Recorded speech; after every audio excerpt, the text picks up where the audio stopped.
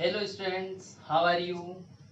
आज हम पढ़ेंगे अधिशोषण को प्रभावित करने वाले कारक के बारे में। ठीक है ना। तो देखिए क्या होता है अधिशोषण को प्रभावित करने वाले कारक। ठीक है ना।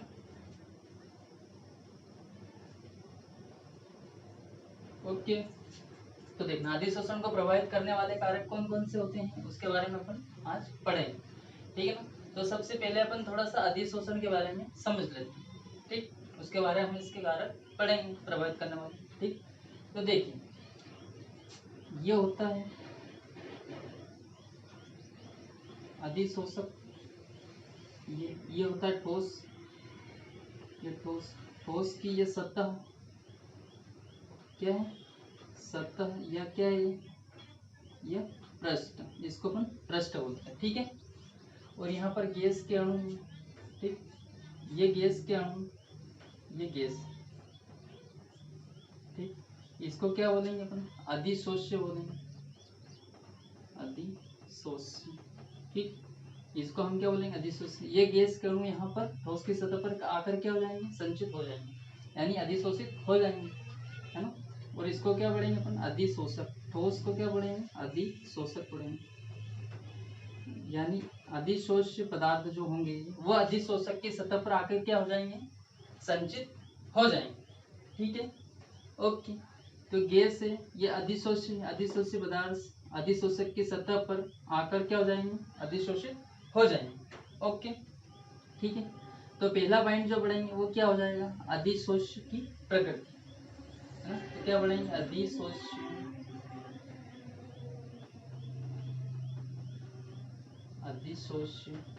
ये कर देते रहो। ठीक,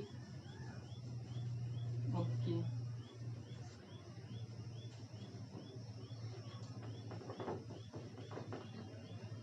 अधिशोष्य की प्रकृति,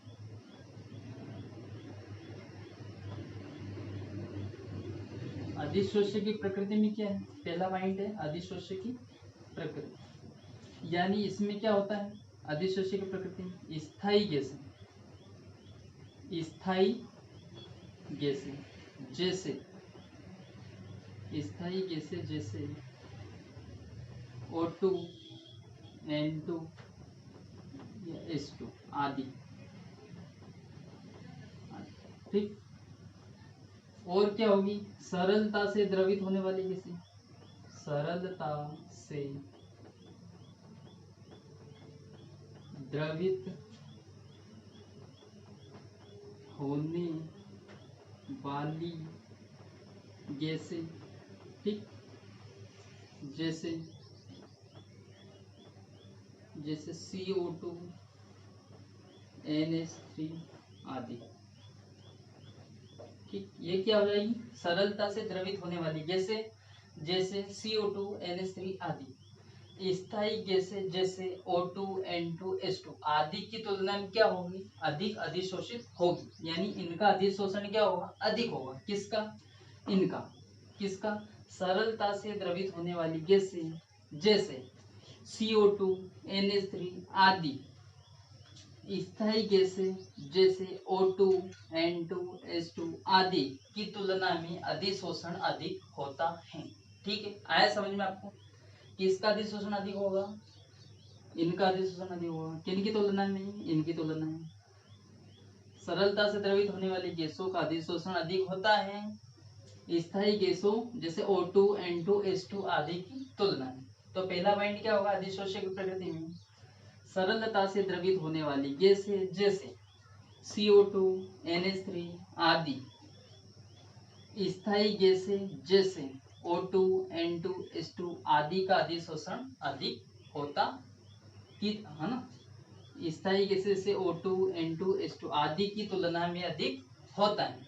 ओके, तो पहला पॉइंट क्या हो जाएगा, सरलता से द्रवित होने वाली गैसें जैसे CO2, NH3, स्थायी गैसें जैसे O2, N2, H2 आदि की तुलना में अधिक शोषण अधिक होता है। ओके, ठीक, ये हो जाएगा। अब सेकंड पॉइंट क्या हो जाएगा देखो। ठीक, पहला पॉइंट तो ये हो जाएगा। सेकंड पॉइंट क्या हो जाएगा, अधिशोषक की प्रकृति।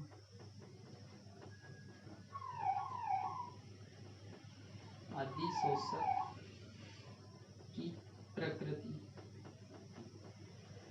अधिशोषक की प्रकृति में क्या है, देखना है ना,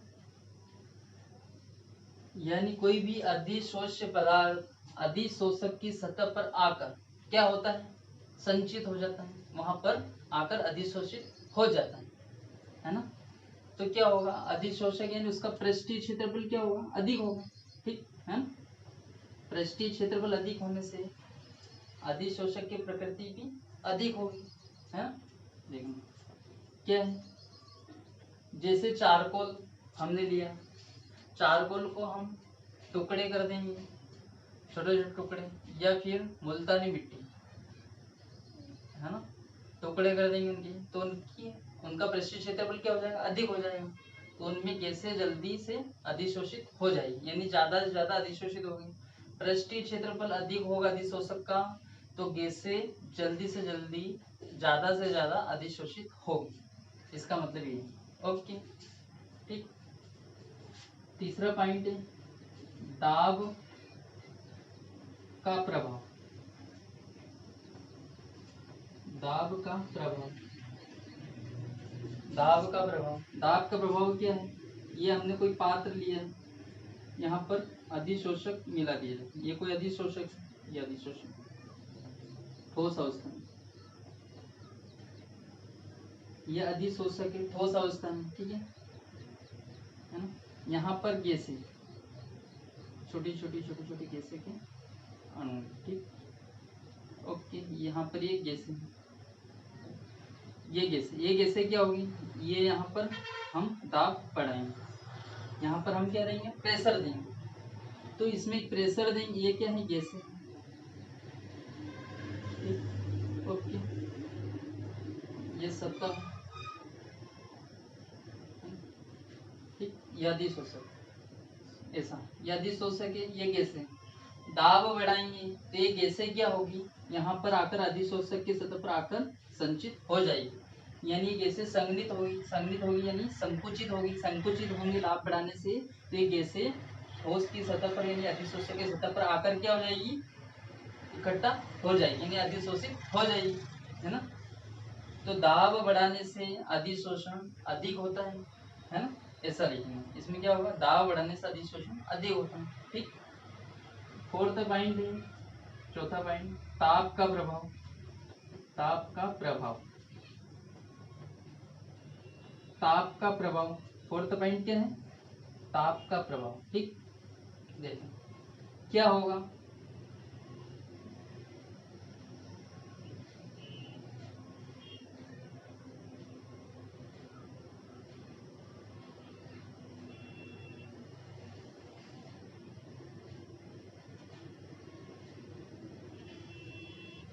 यहाँ पर क्या करेंगे हम, ताप बढ़ाएंगे, ये बढ़ना, ताप बढ़ाएंगे, तो ताप बढ़ाएंगे तो क्या होगा, तो अधिशोषक क्या होगा, गर्म होगा, गर्म होगा तो क्या होगी, इस पे ऊपर जो चिपकी हुई गैसें भी क्या होगी, गर्म होगी, यानी ठोस भी गर्म होगा, अधिशोषक भी गर्म होगा, और उस पर अधिशोषित हुई गैस भी क्या होगी, गर्म होगी, तो इसका वेग क्या हो जाएगा, तेजी से बढ़ जाएगा, यानी इसकी गतिज ऊर्जा का मान बढ़ जाएगा, गतिज ऊर्जा का मान बढ़ जाएगा, तो ये जो गैस चिपकी हुई है इसका क्या होगा, अधिशोषण, सॉरी इसका क्या होगा, विशोषण हो जाएगा, विशोषण यानी गैस यहाँ से वापिस दोबारा हट जाएगी, ये वापिस जैसी अवस्था में है वैसी अवस्था में वापिस आ जाएगी, है ना। ताप बढ़ाएंगे तो गैसें वापिस, गैसों का क्या होगा, विशोषण हो जाएगा, यानी गैसें अधिशोषक की सतह से क्या हो जाएगी, हट जाएगी, है ना। ओके, तो ये ताप का प्रभाव हो गया, ठीक। पांचवा पॉइंट है इसमें,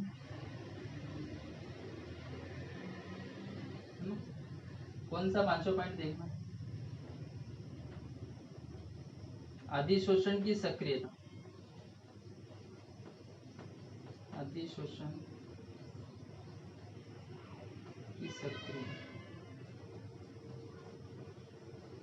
यानी क्या होगा, अधिशोषण की सक्रिय यानी अधिशोषण कब सक्रिय होगा, देखना अधिशोषक कब सक्रिय होगा, देखना अधिशोषक जब सक्रिय होगा जब अधिशोषक को के टुकड़े या चूर्ण रूप में या रंध्र युक्त या छिद्र युक्त पदार्थ बनाने पर क्या हो जाएगा, उसका अधिशोषण की सक्रियता बढ़ जाएगी, वह क्रियाशीलता उसकी बढ़ जाएगी, यानी उसका पृष्ठीय क्षेत्रफल क्या हो जाएगा, बढ़ जाएगा, जिससे गैसें उस पर आसानी से आकर ज्यादा से ज्यादा अधिशोषित हो सकती है।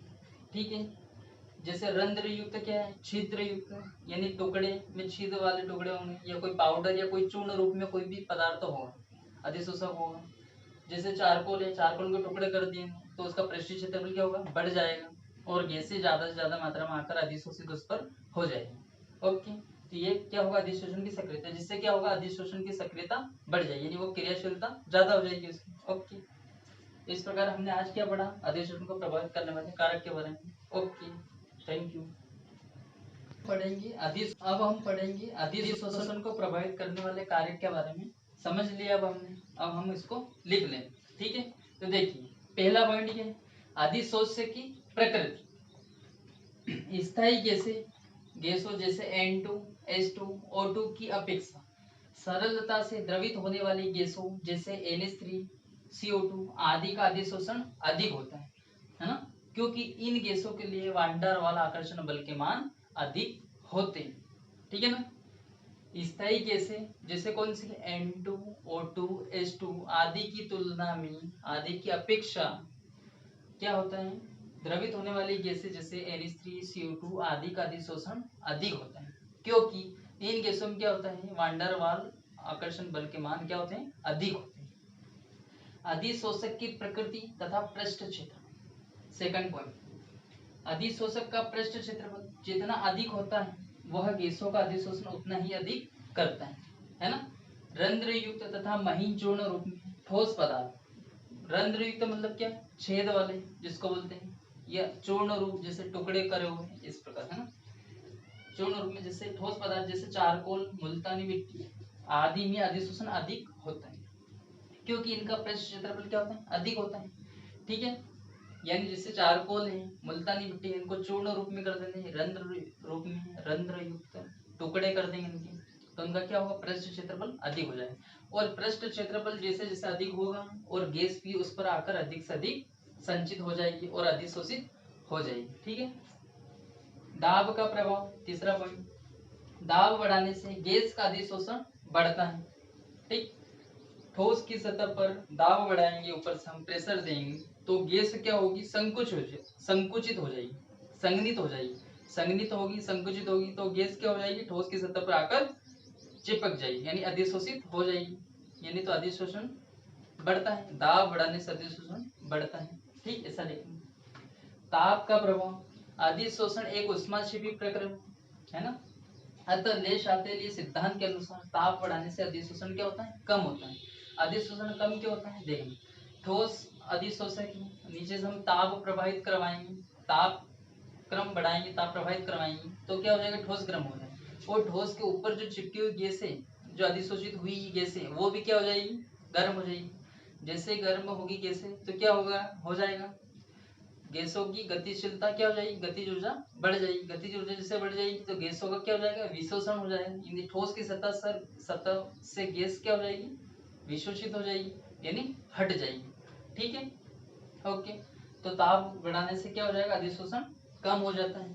ठीक, अधिशोषण का सक्रियण, किसी अधिशोषण की सक्रियता बढ़ाने की कई विधियां होती हैं, जैसे ठोस अधिशोषक के छोटे छोटे टुकड़े बनाकर या पीस कर, ठोस अधिशोषक के जैसे चारकोल, मुल्तानी मिट्टी आदि के छोटे छोटे टुकड़े बना लेंगे, या उसको पीस लेंगे या रंध्र युक्त कर लेंगे, उसके पृष्ठ क्षेत्र में वृद्धि की जा सकती है। टुकड़े कर कर भी उसके पृष्ठ क्षेत्र में क्या कर सकते हैं, वृद्धि कर सकते हैं, पृष्ठ का क्षेत्र भी हो जाएगा, बढ़ जाएगा, और गैस से क्या होगा, अधिक से अधिक मात्रा में आकर उस पर अधिशोषित होगी। ठीक है, कुछ अधिशोषक जैसे चारकोल को निर्वात में गर्म करके भी सक्रिय बनाया जा सकता है। ठीक, चारकोल को क्या कर सकते हैं, निर्वात में गर्म करके भी उसकी सक्रियता बढ़ा सकते हैं, क्रियाशीलता बढ़ा सकते हैं, ताकि गैस अधिक से अधिक मात्रा में आकर उस पर अधिशोषित हो जाए। ठीक, तो ये हमने पढ़े अधिशोषण को प्रभावित करने वाले कारक के बारे में, ये आप अच्छे से लिख लेना, अब इसका आप स्क्रीनशॉट ले सकते हैं।